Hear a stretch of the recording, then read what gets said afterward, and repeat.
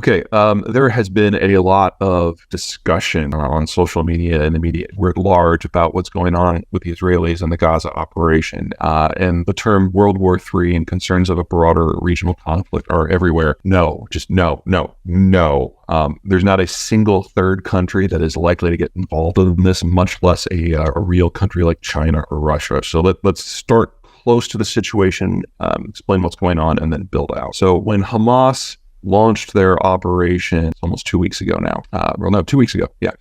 They caught the Israelis with their pants down. Looking at Gaza should have been the primary goal of an Israeli intelligence, and it has been for 20 years. It's the only real security threat that they face. The provided transcript is a speech or discussion by Peter Zeihan, who is a geopolitical strategist and commentator.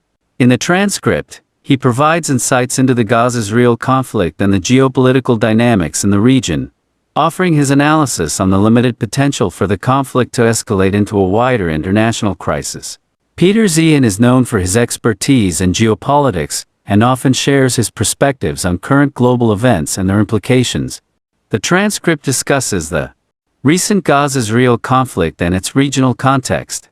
It emphasizes that this conflict is primarily a localized issue, with limited potential for escalation involving major world powers like China, Russia, or the United States. The transcript details the challenges Israel faces in addressing Hamas in Gaza and the regional dynamics, including the positions of neighboring countries like Egypt, Jordan, Syria, and Lebanon. It also touches on Iran's limited role and Saudi Arabia's internal debate over its relationship with Israel. The United States is expected to offer support in terms of intelligence, equipment, and the search for kidnapped citizens, but it will not deploy ground forces. Overall, the focus is on the localized nature of the conflict and the difficulties of its resolution rather than it evolving into a global conflict. And they share a border with it. And every text message and cell phone call that is made in Gaza goes through an Israeli cell tower. So they should have all the tools that we know that they have people on the ground. We know that they've embedded within the system, and they failed utterly. So the only solution they have for rooting out Hamas is to go into the Gaza Strip and go house to house through an area twice the size of the District of Columbia with a population of 2.3 million and physically rip up everything from the root. And that is a process that won't take weeks or months. That will take years. And when they're done, they will then have to decide if they want to stay and occupy and run it themselves, which they really don't want to, or they leave and just let the next generation of whatever the replacement is for Hamas grow up.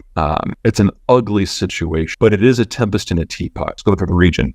The only country aside from Israel that Gaza borders is Egypt. And people forget that the Egyptians controlled the territory from 1949 to 1973 and hated it. I'd say that the only people that the Palestinians are more disliked by than, say, the Israelis are the Egyptians. And there's absolutely no love lost. And it took Biden personally interceding to get the Egyptians to agree to allow aid into the Southern Cross into Gaza. The Egyptians would be thrilled if everyone in Gaza just died.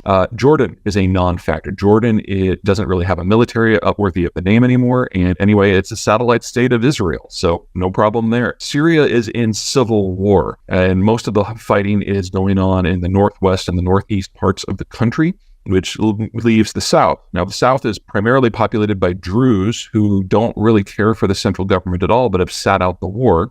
And then you've got the Golan, which is unpopulated. So any effort by the central government or by, say, Iranian proxies in Syria would have to relocate forces from a hot front to open up a new hot front where there's a buffer zone anyway, and their chances of doing anything are very, very slim. I mean, this is not the Syria of 1972 when it had a military. It's been ravaged by the war and everything's locked down. So they're a non-factor. Then you've got Lebanon.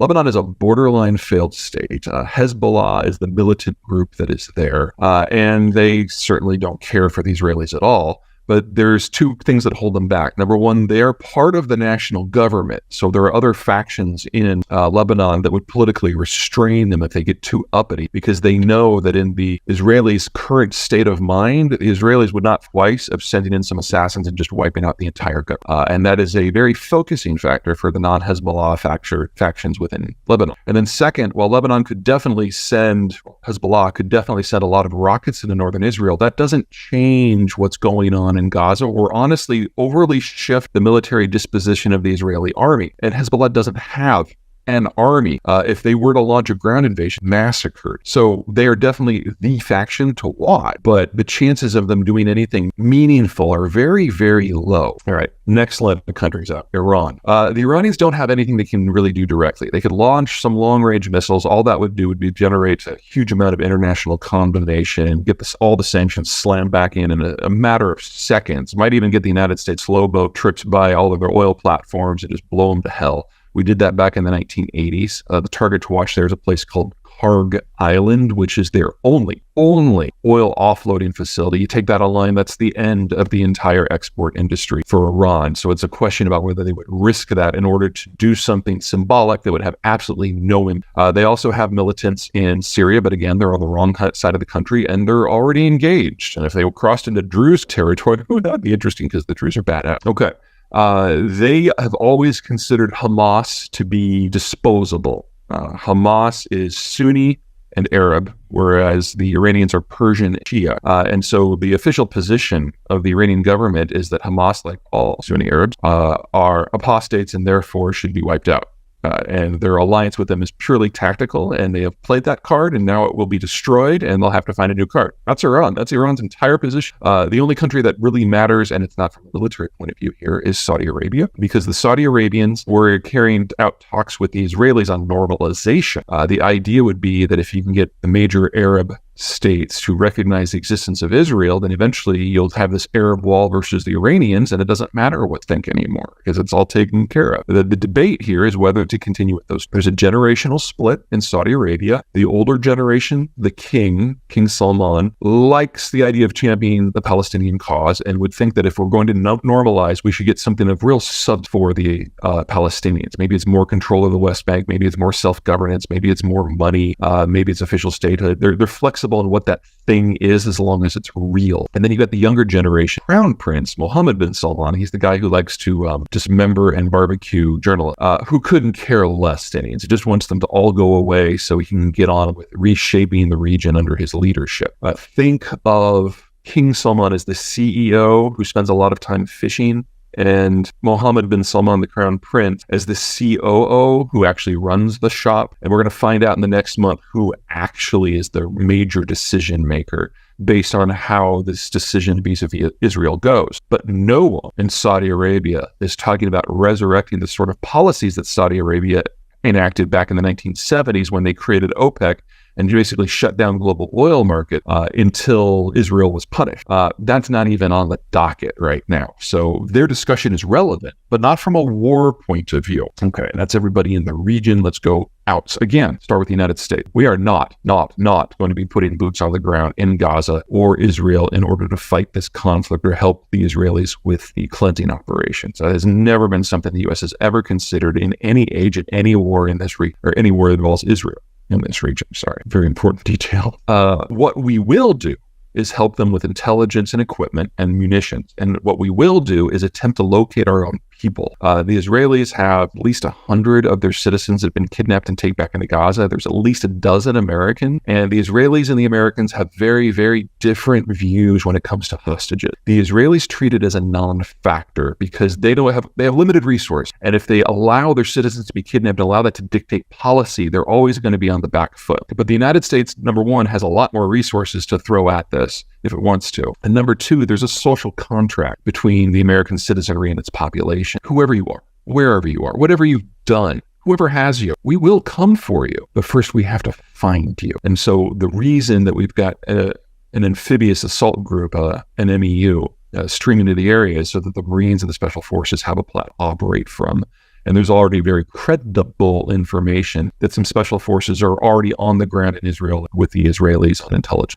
Hopefully they'll be found. Getting them out will be hideous because they've undoubtedly been split up and relocated to places of military significance to Hamas, which means you have to go in on the ground with small forces and physically retrieve them, and that will not be pretty. All right, what else? Okay, so that's the United States. Let's talk China. China can't deploy forces past Singapore. I mean, their Navy just does. And in a question of Gaza, it's just a political issue of what makes the United States look bad. And what we're seeing here is an outcome of the catastrophic decisions that the Chinese have made over the last 5-10 years in managing their own political system. Chairman Xi has executed the messenger so many times that no one will bring him information, and he's making decisions in the dark, and the bureaucracy has kind of run wild trying to make the cult of personality happy. So they've sided firmly with the Palestinians so far, which is making a lot of people take note. Under normal circumstances, I would say that the Chinese have no interest in partnering with Iran because they're the world's largest oil importer, and the Saudi are the world's largest oil exporter. And so they would sell out the Iranians in a heartbeat if it meant they could get a better deal with the Saudis over the long run. The concern with saying that firmly today is that decision-making in the Forbidden City has collapsed so completely